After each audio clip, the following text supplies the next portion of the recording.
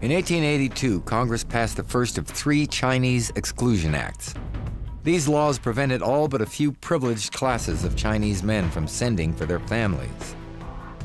Single men could not send for Chinese girlfriends, nor did the law permit them to marry non-Chinese women. The small ratio of Chinese women to men bred a rampant prostitution market.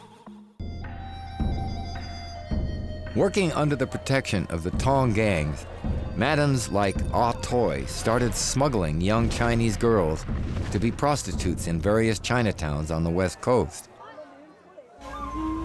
They were called sing-song girls because they had to stand in doorways and advertise their charms. California passed a law that required a head tax to be paid on the importation of Chinese workers of any stripe. And this meant that the Chinese slave girls were often put in crates and shipped in as luggage. Some of them died in making the passage. Some of the girls would fight the clients tooth and nail. As a result, most were chained and heavily drugged with opium. The average crib girl lasted a hellish 6 years. In Chinatown, drug dealing went hand in grimy hand with sex slavery. They were also patronized by a small percentage of whites. Opium gives you a very euphoric high, and after hitting the pipe, as it was called, they would lie down on a cot and drift off into a dreamlike state and remain there for an hour or 2 or 3 or 4 hours.